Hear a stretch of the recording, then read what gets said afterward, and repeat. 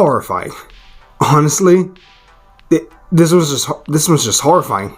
So if you were like me less than 24 hours ago, you thought that Immaculate was just gonna try to capitalize on the stardom that is Sydney Sweeney, a know-nothing horror film that's, garden variety. I'm happy to say though, this movie is actually a pretty good scary film. Also real quick, is it just me or have there been a lot of nun-based horror films as of late? From The Nun 2 to Pray for the Devil to this. This movie does something different though. To start, this movie opens with a brutal runaway of a young woman trying to escape this convent. Coven? You know what I'm saying. She forces her way through the bars of the gate when her leg is caught and snapped on iron rods, and you see the bone protruding through her leg, and you just know this movie's going to be vicious. Oh, and then she wakes up buried alive. As we listen to her screams, we get the title credits roll. Two things I want to give props to from the very beginning are the music, or lack thereof, and the impact of the shots. Let me go into more detail. The music is great, but also the sound stops when it has to. No background, no score, you just hear the screaming, you hear the gushing, you hear these vicious and ugly moments, and they just stick with you. But in addition to that, part of the mastering, the editing of this film, and the directing as well, is the fact that the camera lingers just a little too long in every scene. It's very unsettling. When you expect the camera to cut away, no. You're going to look at the gore, you're going to look at the disgust, you're going to look at the most painful parts, the most painful aspects, because it's going to rock you that much more. This film forces us to sit in the horror alongside our main character, Cecilia. Cecilia is a young woman on the way to take her vows to become a nun. She tells a story to Father Sal of a time when her heart stopped for 7 minutes after falling into a frozen lake. Yet, she survived. She believes God saved her for a reason, and we quickly find out that that reason is to be the next Virgin Mary. Or I guess, Virgin Cecilia? Yeah. And I'm about to dive into spoilers here in 3, 2, 1. Eventually, though, it is revealed to us that this Immaculate Conception is no miracle, but the product of science. Father Sal is in possession of one of the nails that actually pierced the body of Jesus Christ. And on the nail are still skin cells and blood. And so...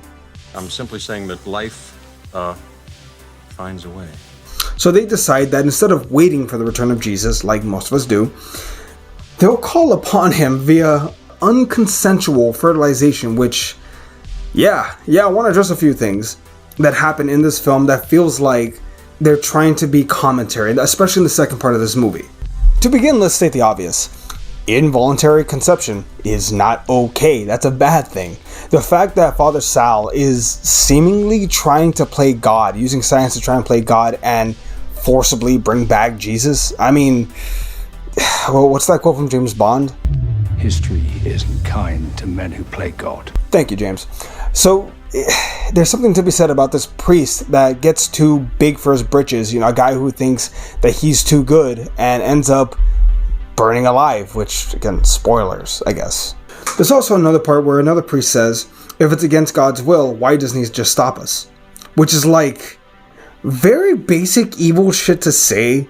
Like from the Boston scandal level of evil to so many more instances of the church being in the wrong. Like, wow, that's a pretty fucking evil line. And somehow it's worse when it comes from a priest. There's something to be said about the brainwashing that's going on at this coven here. The fact that so many nuns are just blindly listening to these priests, when in actuality, you would think that, and I don't mean to get religious here, in an ideal world, God is not necessarily meant to be a certain set of rules, but more like a moral compass, a moral code. You're supposed to look at something and you know when it's wrong. And you would think, hey, this feels wrong. But they're doing this for the quote-unquote greater good, so that makes it okay, right? It's the dangers of becoming a religious zealot. It's the dangers of not questioning, your leaders. Just the complacency that goes down with this. It's folks, never be complacent. Always pick sides, because silence only ever favors the aggressor. I'm just saying. Now, in the end of this film, Sydney Sweeney manages to escape via catacombs and gives birth to, and let me be clear about this, not a baby, not a human baby, but a monster. Something that's gushing, that's gargling, almost like clucking. I want to say it's a monster.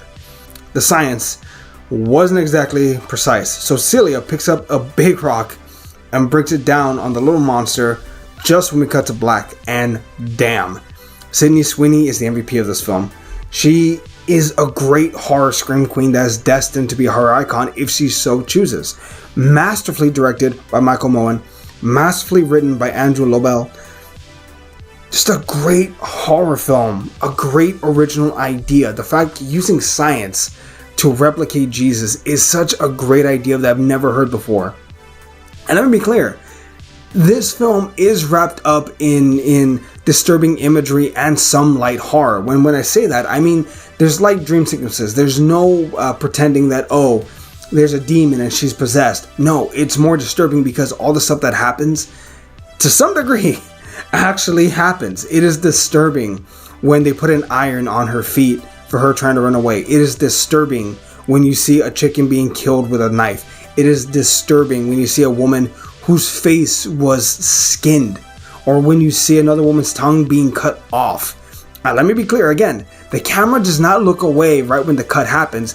It lingers and you hear the screaming, you hear the gushing, you hear the pain. And all those moments that we would normally look away from make this film so much better. The whole time we've always seen so many films about the birth of the Antichrist. And honestly, it's happened too many times, but what if